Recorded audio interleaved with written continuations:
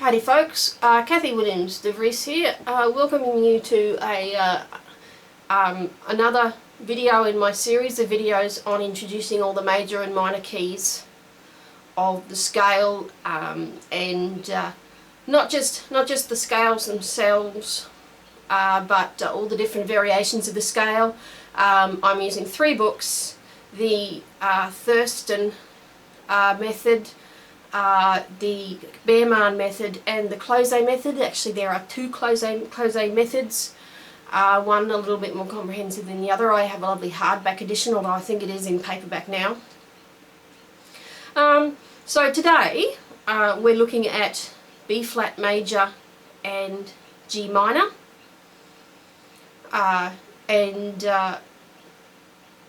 what we're looking at with these 2 keys, or this key signature, is a flat, B flat and a flat E. B flat major scale is no major drama, but it is a good way to practice both fingerings on your lower E flat, on your shallow E flat. I personally prefer to keep my E flat in the left hand as much as possible. This one here, the one with the banana key, rather than the one that uses the right hand, but it is a good avenue to practice both. So B flat major isn't any real drama. This is from the Thurston. It is slightly different in the Baermann, but as I said, I use the Thurston method because the scales are clumped together, whereas in the Baermann it does all the keys of the scale, and it's grouped by scale type. So normal scale, and then you've got your interrupted scale, returning scale, arpeggios, dominant sevens, all that sort of thing. So if you're looking to work in a particular key, I do recommend the Thurston, although do refer to the Baermann. I haven't practiced for about a week or so, so I went back to my lovely Baermann and practiced just the first lot of scales. And that's quite a good warm-up. Another good warm-up is the Klose daily practice as well. That's also excellent. But for our purposes, the B flat major,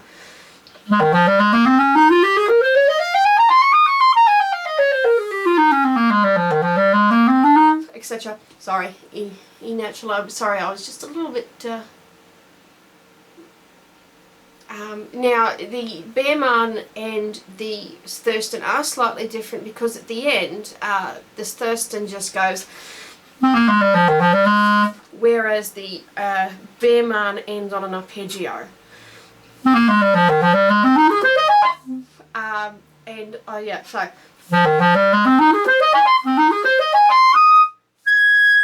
now for these arpeggios at the end, I do recommend you use the long B flat.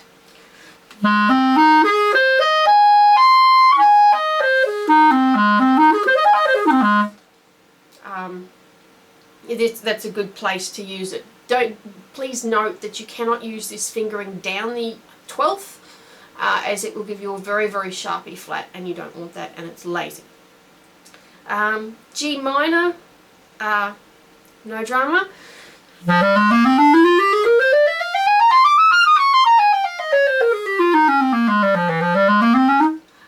Now it's slightly different here because for some reason the G minor scale isn't repeated in the Thurston where it is in the Baermann, and it's slightly different at the end, whereas the Baermann, you have the arpeggio.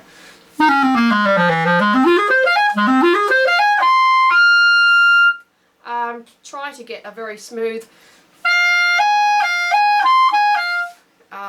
but we'll talk about that more in the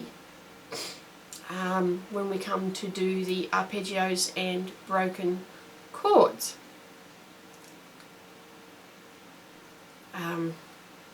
And then we come to the B flat major interrupted scale. Here you will need to use both fingerings of the E flat.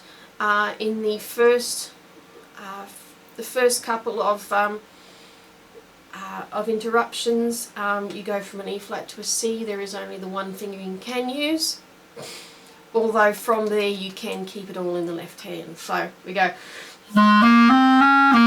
see, we go from that E flat to the C, but for the rest of it, and note that up the octave that you will need to use the left hand C. And in fact, in the keys from now on, in the flat keys from now on, you will have to use the left hand C. There's no getting around it. So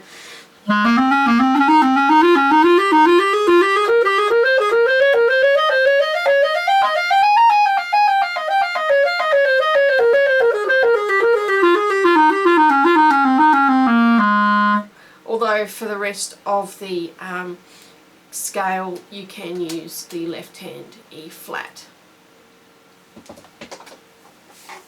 And let me just check the interrupted scales in the Baermann. It's pretty much, yeah, they're pretty much the same. Although I do encourage you to repeat.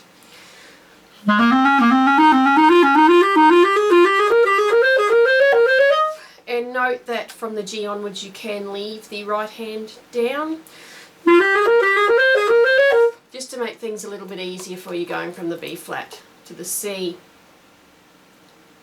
And in G minor, you've got the E natural from the melodic scale, so there's no E flat to C dramas.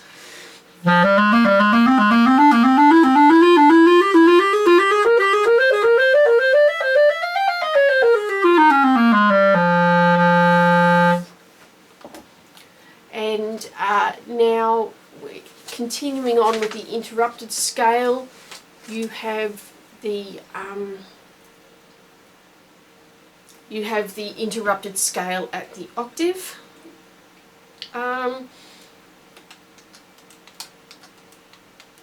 You can choose which E flat you wish to use, but you will need to use the left hand C when you're going from the E flat.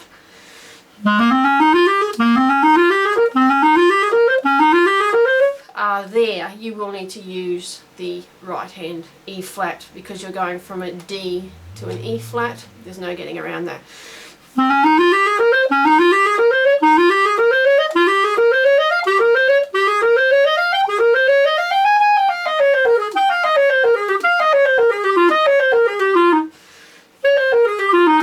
And again, there you will need to use the right hand E flat to get up to the D.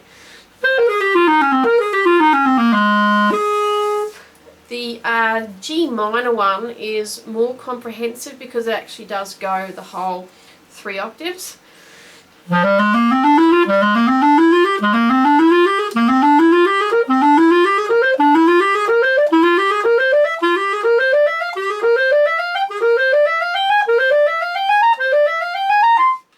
There you will have to use the right hand B flat to get to the C.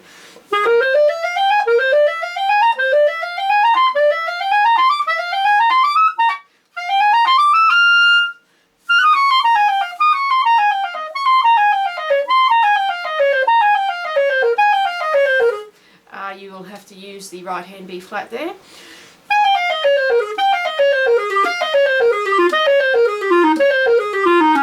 And you will need to use the right hand E flat there to get to the D.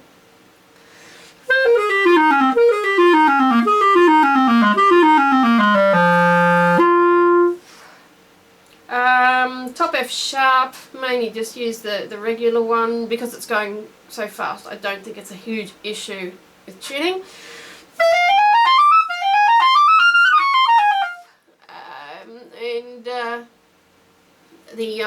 And if you do choose to do the harmonic minor,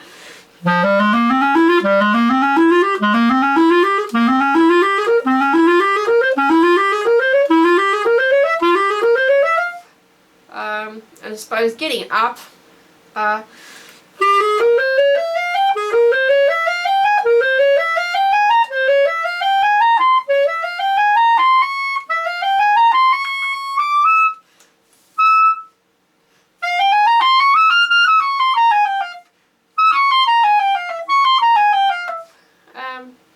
I would use the forked F sharp there.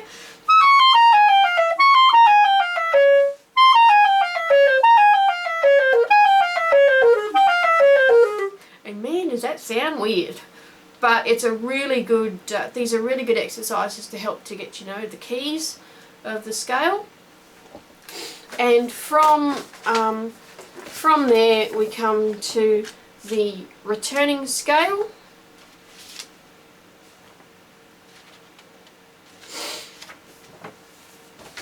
And I believe there's some really good left hand work in there for you.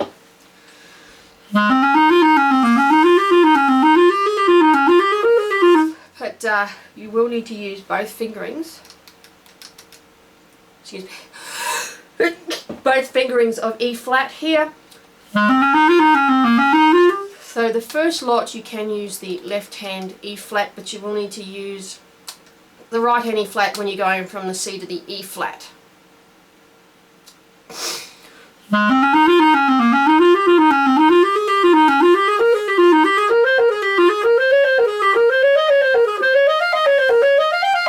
And you will need to use the left hand C there to get to the E flat.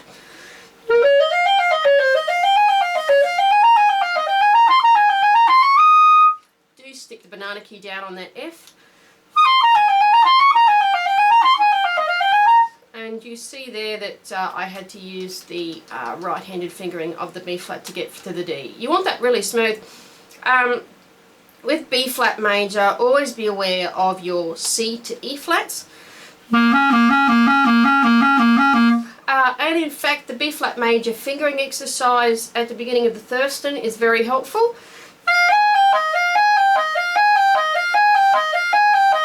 Because it does just that.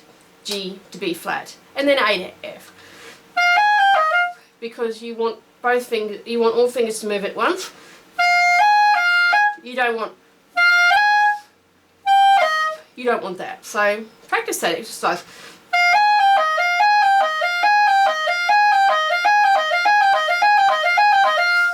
Because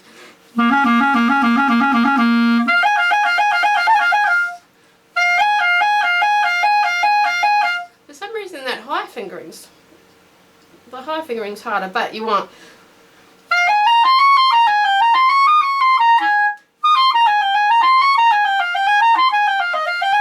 and also going from B flat to D is quite complicated as well.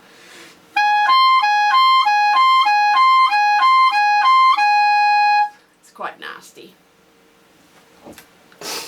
So from there we go to the arpeggios. The B flat major arpeggios, no real drama. You can use the long B flat, it's wonderful.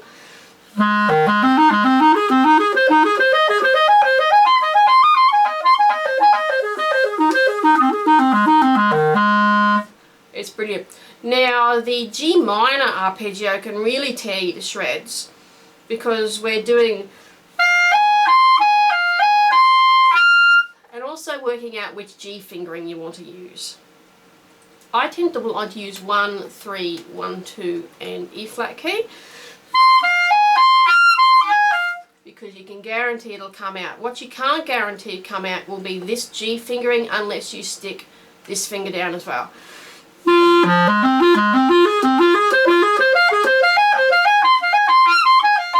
And you can use it. It's the least amount of fingers to use, otherwise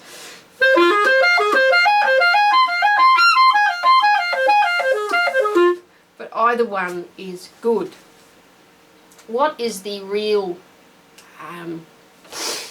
challenge is the broken chords, or number 4. B flat major, again, not really a drama. You can use that long B flat.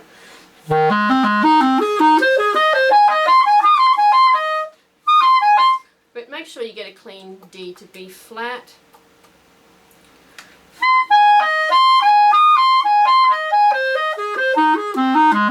And make sure you get the thumb away from the hole on the B flat, because that does sound yucky otherwise. And I don't know if you can see that, but see how I really bend my thumb to avoid that.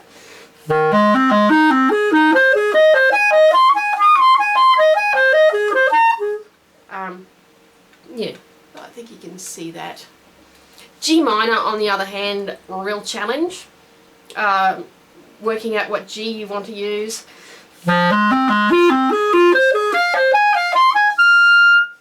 You can use that G. I tongued it. That G or that G.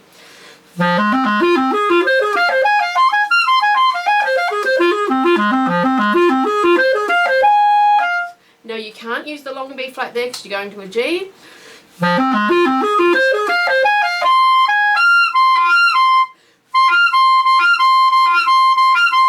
That's probably a better G.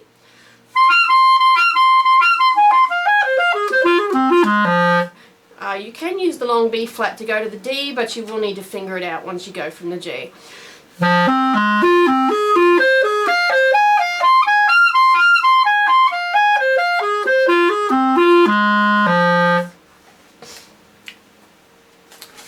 So that's quite challenging. For B flat major scale, your diminished chord will start on the B natural, which is the one that requires the F to A flat. So this is the particular diminished chord that will need F to A flat. Actually, when I wanted to force myself to start using the left-handed C, I practiced a lot of diminished chords, and I found that very, very helpful. And continuing on from the broken chords, we come to the dominant 7th of B flat major. No real dramas there. Be aware that you will need to use the left-handed C. And when playing the F, leave the banana key on, but make sure that you touch it right near the bridge work. Otherwise you do risk pushing the ringed keys down. You don't want that. See how I play it so close to the key work.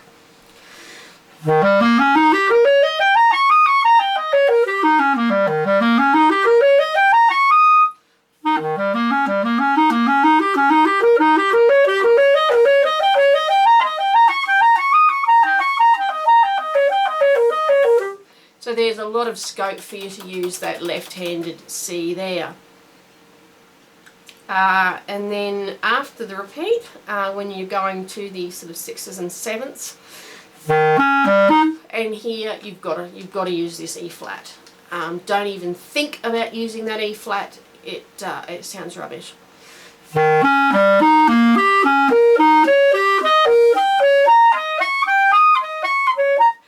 Now here, that E flat, you will need to use this. You will need to use that fingering. Notice how I've. You actually have to half hole the 3rd finger on the right hand, otherwise it's flat. So.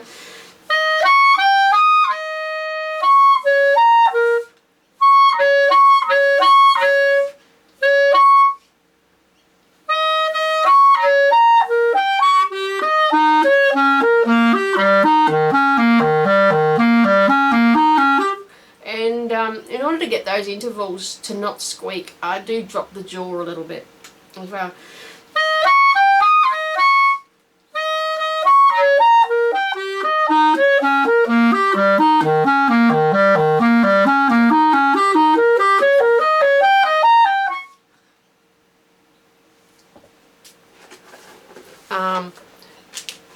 And I do recommend practicing that slowly. So here you will need to use that fingering in order to get to the E flat. It just won't work any other way. So that's the dominant seventh. We now come to the scales in thirds. Now there's a few different scales in thirds you can use. There is a very, very brilliant exercise that covers all the scales in thirds in the Klose. Well, actually, he's got two. In the big hardback Klose, he's got just the straight thirds.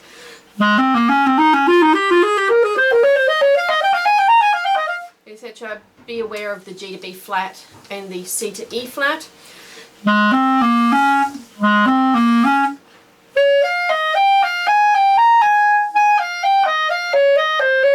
And in G minor as well.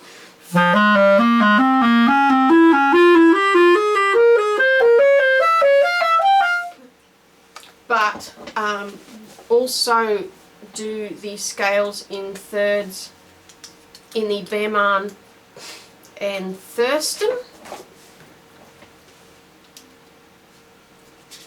which are quite a deal more challenging, especially in the G, because as well as the, you also have, and be aware, get the thumb away from the B flat.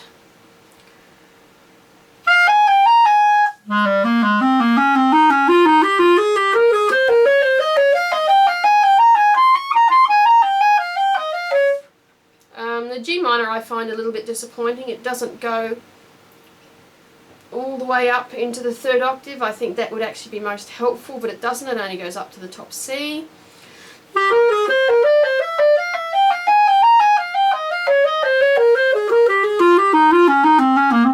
And may I also show you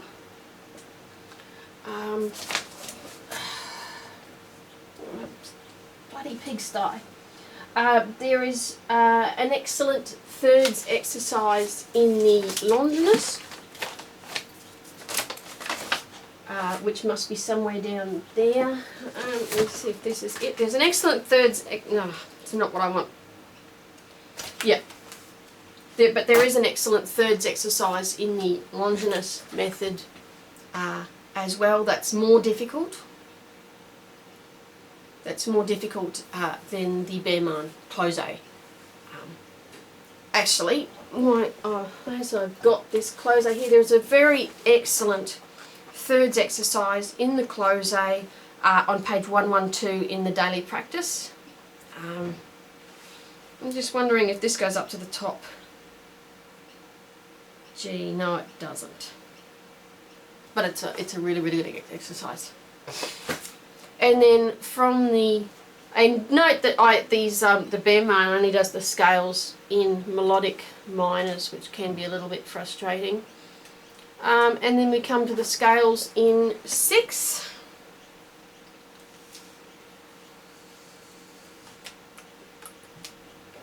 And I don't think there's really any major, and again, don't be lazy, fully finger out the E flat.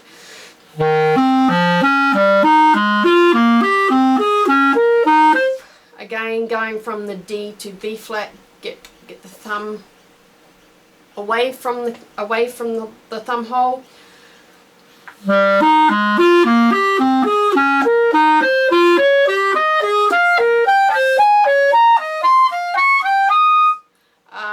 To tune the F, put down the banana key.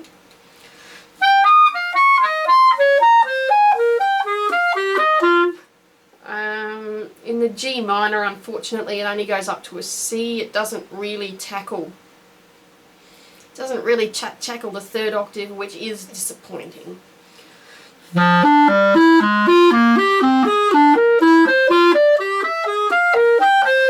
In this case, you can use, well, yeah, it's up to you.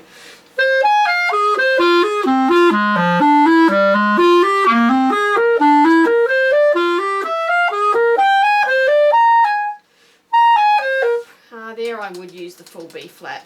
It's completely up to you. So that is B flat major and G minor. Please join me for A major and F sharp minor, are considerably more difficult because you have sort of the odd double sharp in there, factoring that in as well. So that's my take on the B flat major and G minor. Any further questions, do not hesitate to contact me. Kathy Williams-Devries via Skype. Friend me on Facebook, Kathy Williams-Devries 2. Don't worry about the original Kathy Williams-Devries. I've got 5,000 friends on there already. Bummer. And don't worry about web clarinet lessons because I don't have control of that account anymore, which is unfortunate.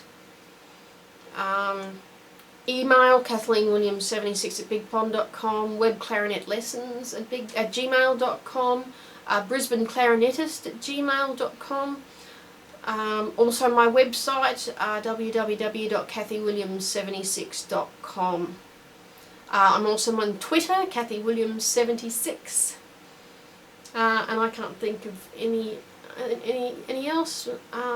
It's all on my website. This video will appear on my website once it is uploaded. Lots of good stuff on the website, and it's all on different pages. So if you need something on Brahms, there is a Brahms page. Something on Cesson. I probably will do a page on Klose eventually. But this will be on the Learning Your Scales tab. So, thanks for listening, and bye for now.